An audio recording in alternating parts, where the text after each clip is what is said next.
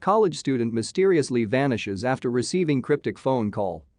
18-year-old Zeb Quinn had recently graduated high school and was working his way through college at a local Walmart in Asheville, North Carolina. On the evening of January 2, Zeb and his friend Robert Owens had no idea what would happen that night. Zeb Quinn was a quiet and reserved young man. The full-time AB Tech student was working full-time at Walmart while he attended Asheville Buncombe Technical Community College. But Quinn was making money and doing well. He was even thinking about purchasing a new car. Zeb was friends with Robert Jason Owens, who worked at the Volvo plant in Asheville, North Carolina. On the night of January 2, 2000, Owens had arranged to meet up with Zeb in the Walmart parking lot. Then the two were going to drive separately to look at a vehicle Zeb was thinking about buying. That evening, Zeb Quinn had gotten off work at the Hendersonville Road Walmart at around 9 p.m. The car he wanted, a Mitsubishi Eclipse, was at a dealership just outside of town. The two made their way down Long Shoals Road when suddenly, Zeb got a page and had to stop his car. The two stopped at a Citgo station on Hendersonville Road and Zeb ran to a payphone. When he had finished the phone call, he walked over to his car. He was frantic, according to Owens. He hastily told Owens that he needed to go. Something was very wrong. At around 9:45 p.m., Zeb Quinn jumped into his car and drove off in a panic. On his way out of the Citgo parking lot, he rear-ended Owens' vehicle.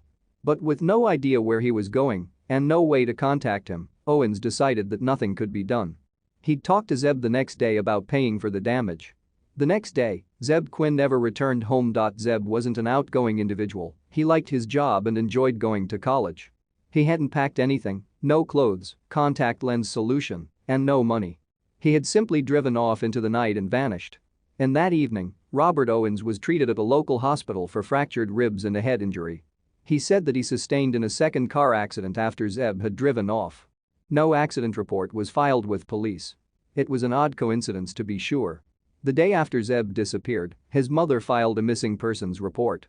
Then, 2 days later, the Hendersonville Road Walmart received a strange phone call. The man said that he was Zeb Quinn and he was sick. But Zeb's co-worker knew Zeb's voice. Whoever had called out of his shift was certainly not Zeb Quinn. Police traced the phone call back to the Asheville Volvo plant where Robert Owens worked. Once questioned, Owens admitted to making the phone call on his friend's behalf. According to Owens, Zeb had called him and asked for him to call in sick for him. But there was no proof of this conversation having occurred. Once they were able to track down the page sent to Zeb's pager, the police found that it was from the home of his aunt, Ina Ustich. She told police that she had been having dinner at the home of Tamara Taylor, the mother of another suspect in Zeb's disappearance, Misty Taylor. Misty and her boyfriend, Wesley, were also present at the dinner. Misty and Zeb had been friends, and Zeb had some interest in becoming more than that. But Misty's boyfriend, Wesley Smith, was abusive, and it seemed that he had threatened Zeb after he had discovered she was telling tales to her new friend Zeb. Meanwhile, Aunt Ida stated that her house had been broken into on the morning of Zeb's disappearance. Nothing had been stolen, but a few picture frames had been moved around. As odd as all these coincidences were, nothing could compare to what the police found 2 weeks later. 2 weeks after his disappearance, police found Zeb's 1990 Mazda Protege in the parking lot of the Little Pigs Bar BK on McDowell Street. The car seemed untouched at first until police looked a bit closer. A pair of large lips and exclamation points had been drawn in lipstick on the back window of the car. The car also contained several empty drink bottles and a jacket that did not belong to Zeb. The driver's seat and steering wheel had been pulled forward, which indicated that someone much shorter than Zeb had been driving. An untraceable hotel key was also found in the car. But the strangest item of all was a live Labrador puppy. In the weeks before his disappearance, Quinn had been heard discussing some rather sensitive topics with his Walmart co-workers. Zeb had mentioned that he feared for his life. The ongoing police investigation indicates that it is most likely that Zeb Quinn was murdered on the night of January 8.